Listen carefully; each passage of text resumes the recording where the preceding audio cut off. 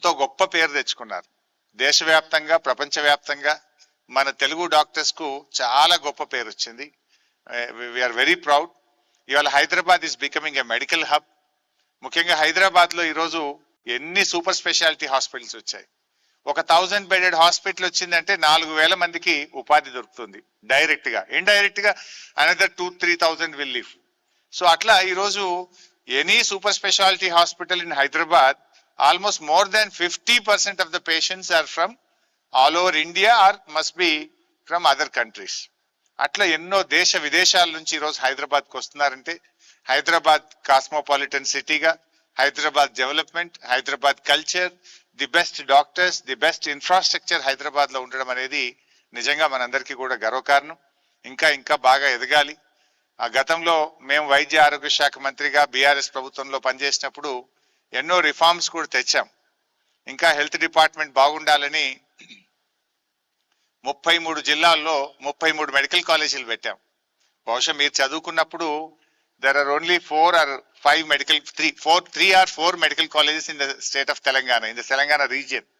అప్పుడు కూడా state bifurcation కాలేదు, కానీ ఎంసెట్ లో తెలంగాణ రీజియన్ లో తెలంగాణ అడ్మిషన్స్ రావాలి.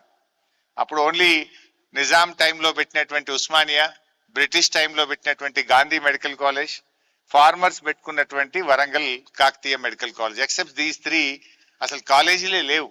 అప్పుడు ఎంబీబీఎస్ సీట్ రావాలంటే పాపం పొద్దున్నే 4 గంటలకు 5 గంటలకు లేచి అసలు ఒక ఐఏఎస్ లేకపోతే ఒక పెద్ద ఆస్కార్ అవార్డు వచ్చినంత లెవెల్లో కష్టపడితే గానీ ఆ రోజుల్లో డాక్టర్లు కాలేదు మీరంతా కూడా. అప్పుడేం ప్రైవేట్ కాలేజీలు లేవు.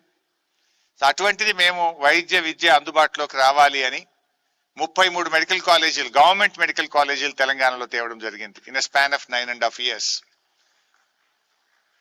మేము ఇన్ ద ఇయర్ 2014 మా గవర్నమెంట్ ఫామ్ అయినప్పుడు మన రాష్ట్రంలో తెలంగాణలో 2850 ఎంబీబీఎస్ సీట్స్ ఉండే. 2023లో మేము దిగిపోయే నాటికి 10,000 ఎంబీబీఎస్ సీట్లు తెలంగాణ రాష్ట్రంలో తెచ్చాం.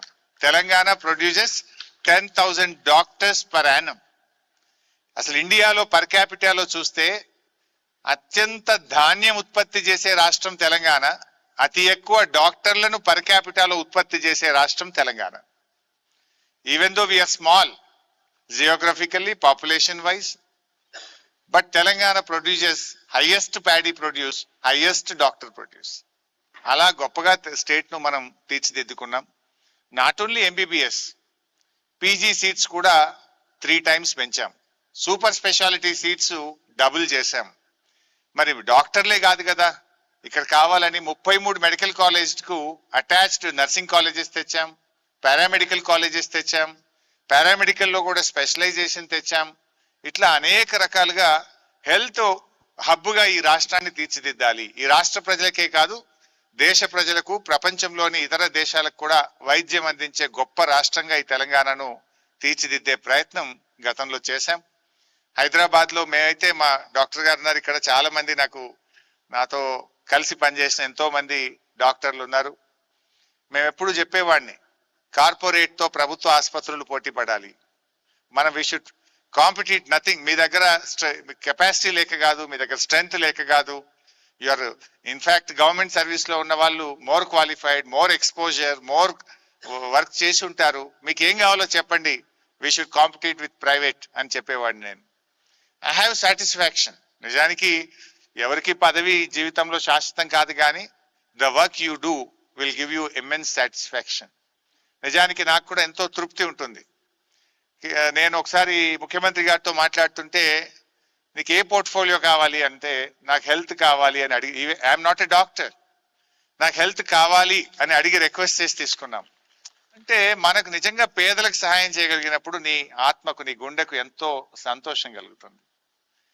సో అట్లా హెల్త్ డిపార్ట్మెంట్ లో government institutional delivery was only, it was around 88-90% ఉండేది. We made it 100%. దెన్ దాంట్లో గవర్నమెంట్ ఇన్స్టిట్యూషనల్ డెలివరీస్ 32% ఉండే స్టేట్ ఫామ్ అయినప్పుడు. వి బ్రాట్ ఇట్ టు 72, 72% పెంచాం. అఫ్ కోర్స్ ఇప్పుడు మళ్ళీ అది 52కి వచ్చినట్టుంది, 20% పడిపోయింది in a span of 2 years. అలా డయాలసిస్ సెంటర్స్ లో కానీ అనేక రంగాల్లో కూడా చాలా గొప్పగా తీర్చిదిద్దుకున్నాం. ఇంకా ఇంకా ముందుకు పోవడానికి ప్రయత్నం చేస్తాం. మరి మా మిత్రులు కేంద్ర మంత్రి వర్యులు కిషన్ రెడ్డి గారు కూడా వచ్చారు, వారికి స్వాగతం. సో అమ్మా, ఐఎమ్ డూయింగ్ యువర్ జాబ్ అమ్మా, otherwise you will come and disturb me, so I'm doing your job. So మా కృష్ణన్న గారికి స్వాగతం. ఐఎమ్ కంప్లీటింగ్ అన్న 2-3 minutes, I will finish it. So ఈరోజు ముఖ్యంగా మీరందరూ కూడా ఎన్నో త్యాగాలతో ఎంతో గొప్పగా పనిచేసి ఈ స్థాయికి వచ్చారు. ఎవరు జీవితంలో పైకి రావాలన్నా దాని వెనుక ఒక త్యాగం, ఒక కృషి ఉంటుంది. ముఖ్యంగా కరోనా సమయంలో డాక్టర్లను సమాజం చాలా గొప్పగా గుర్తించింది. మీ ప్రాణాల్ని కూడా లెక్క చేయకుండా ఎంతో మంది డాక్టర్లు మరి ఆ సమయంలో ఆక్సిజన్ బెడ్స్ దొరకక మనకు చాలా ఇబ్బంది పడ్డటువంటి రోజులు, ఆసుపత్రుల్లో బెడ్స్ దొరకని రోజులు. కానీ చాలా మంది డాక్టర్లు చాలా నర్సింగ్ హోమ్స్ లో చాలా గొప్పగా పనిచేసి మన దేశంలో తెలంగాణ రాష్ట్రం డాక్టర్లు చాలా కరోనాలో అత్యుత్తమంగా పనిచేశారు. అది ప్రభుత్వ రంగం కావచ్చు, ప్రైవేట్ రంగం కావచ్చు. ఆ సమయంలోనే నిజంగా డాక్టర్లను ప్రజలు బాగా గుర్తుపెట్టుకున్నారు. కరోనా సమయంలో మన దేశ ప్రజలు డాక్టర్ల గొప్పతనాన్ని, డాక్టర్ల త్యాగాన్ని సమాజం మరొకసారి బాగా గుర్తించింది. అంటే when you have pain then only you will come to no.